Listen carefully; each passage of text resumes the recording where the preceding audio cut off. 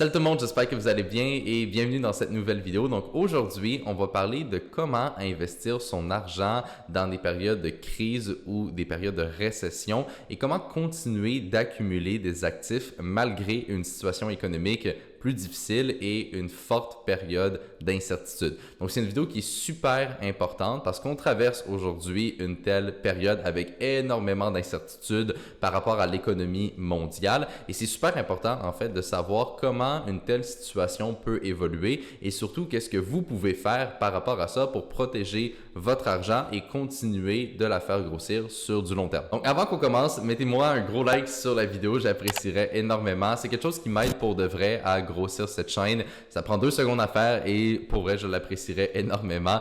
Et abonnez-vous également si ce n'est pas déjà fait. Donc aujourd'hui, je vais vous expliquer 3 stratégies avec lesquelles vous allez pouvoir investir votre argent et qui vont énormément vous aider à avoir des bons résultats sur du moyen long terme. Et ce qui est important de comprendre avant qu'on commence, c'est que les périodes d'incertitude comme qu'on a en ce moment dans l'économie, c'est pas des périodes en fait qu'il faut avoir peur de ça. OK? Puis ce que je veux dire, c'est que souvent les plus belles opportunités émergent justement de fortes périodes d'incertitude. C'est là qu'on a des chamboulements au niveau de l'économie et c'est là qu'on peut justement se positionner sur des tendances. Et c'est super important de comprendre que énormément de fortunes se sont créées au fil du temps au travers des périodes d'incertitude. Donc ce n'est pas quelque chose que vous devez avoir peur, il faut tout simplement s'y préparer et lorsqu'on a un plan qui est défini et qui est solide, c'est justement de cette façon-là qu'on va arriver à mieux naviguer au travers de tout ça. Donc la première stratégie, c'est tout simplement d'attendre un point bas sur le marché, d'essayer donc de timer le low et ensuite de ça, de prendre le rebond. Et c'est une stratégie qui a des pour et qui a des contre. Le plus gros pour, c'est tout simplement que si réellement vous arrivez à timer le low, donc vous arrivez à déterminer où est-ce que le marché baissier va arrêter et rebondir par la suite, vous pouvez sans trop de difficulté aller chercher un 20, 30, 40, 50% de retour sur investissement assez rapidement. OK? Donc, ça a quand même un avantage, c'est-à-dire de produire des résultats qui sont très impressionnants. Par contre, ça a également son lot de négativité, c'est-à-dire que c'est très difficile de timer le lot, tout simplement. C'est très difficile de savoir quand le marché va arrêter de baisser. Et pour le faire, essentiellement, vous devez avoir de bonnes connaissances au niveau de l'analyse fondamentale et de l'analyse technique, mais même avec ça, ce n'est pas garanti que vous allez être capable de justement timer le lot. OK? Même moi qui fais du trading depuis 8 ans, ça ne veut pas dire que je serai capable de le faire non plus parce que il y a tout le temps plusieurs niveaux possibles justement à où est-ce que le marché peut aller. Et donc, c'est vraiment difficile de savoir lequel de ces points-là va réellement être respecté et que le marché va rebondir par la suite. Encore une fois, c'est pas impossible, mais c'est une stratégie qui est assez difficile à exécuter parce que le problème, c'est que si vous n'arrivez pas à timer le low et que le marché repart à la hausse, eh bien par la suite, vous n'êtes tout simplement pas dans le marché, donc vous allez devoir trouver une autre façon de rentrer dans une position. Donc c'est une stratégie qui peut être intéressante pour quelqu'un qui a énormément d'expérience, mais c'est peut-être pas non plus la façon la plus optimale de travailler. Ensuite de ça, la deuxième stratégie qui, là, selon moi, on rentre vraiment de quelque chose dans beaucoup plus concret et quelque chose qui va réellement s'appliquer à votre situation, peu importe votre niveau d'expérience, c'est tout simplement ce qu'on appelle du DCA, donc du Dollar Cost Averaging, en français, moyenné à la baisse. OK? Puis essentiellement, l'idée à comprendre est assez simple. OK? Regardez premièrement votre revenu. Okay? Combien d'argent vous gagnez à tous les mois. Ensuite de ça, regardez vos dépenses, combien d'argent donc vous allez utiliser pour payer votre loyer, payer votre épicerie, etc. Puis ensuite de ça, regardez combien d'argent il vous reste pour investir à tous les mois. Et la seule chose que vous avez à faire, c'est donc ce que je viens de dire, de l'investir à tous les mois. Okay? C'est super simple. Et donc l'idée en fait ici à comprendre, c'est que puisque vous allez investir de façon périodique, mettons une fois par mois, ça va faire que peu importe ce que le marché va faire, peu importe si le marché descend beaucoup, remonte ou quoi que ce soit, vous allez tout le temps mettre de l'argent. Vous allez tout le temps accumuler petit par petit par petit. Et ça, ce que ça va faire, c'est que vous allez tout le temps avoir un prix moyen qui va s'ajuster par rapport au prix actuel. Par contre, sur du long terme, lorsque le marché va repartir à la hausse et va faire des nouveaux points hauts historiques, etc., c'est justement là que ça va devenir super intéressant parce que tout ce que vous allez avoir accumulé avant donc ces fameux points hauts historiques, ça va être des positions en profit et ça va être de l'argent qui va justement grossir. Et cette stratégie-là est honnêtement l'une des meilleures stratégies selon moi pour investir son argent sur du long terme. C'est super simple, ok? N'importe qui peut faire ça, même quelqu'un qui n'a aucune connaissance sur les marchés.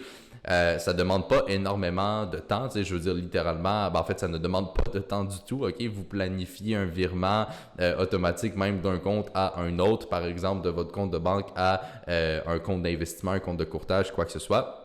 Fait que littéralement, ça ne demande pas de temps et c'est pour de vrai une stratégie qui est super efficace. C'est quelque chose que moi-même je fais de mon côté. Tu sais, j'ai plusieurs types d'investissements, mais ça, c'en est un justement que sur du très long terme, je vais juste laisser rouler et je vais donc tout le temps rentrer dans le marché de façon périodique. Donc, peu importe qu'est-ce qui arrive sur les marchés, je vais toujours réussir donc à prendre position et sur du long terme, ces positions-là vont éventuellement gagner en valeur et c'est donc vraiment, vraiment intéressant comme stratégie parce que ça le fait de ses preuves. Ça fait très longtemps que ça existe et pour de vrai, c'est l'une des meilleures façons d'investir son patrimoine. Et la dernière stratégie, c'est tout simplement d'apprendre à faire du trading. Donc personnellement, c'est ce que je fais depuis déjà de nombreuses années et en regardant mes résultats, je peux dire, en tout cas pour moi, que c'est de loin la meilleure stratégie parce que sur les 6 dernières années, pour vous donner une idée un petit peu plus concrète peut-être par rapport à ça, j'ai réussi à avoir tout le temps des bons résultats, c'est-à-dire que je n'ai jamais eu une année perdante. C'est la même chose pour 2022. C'est quand même une bonne année.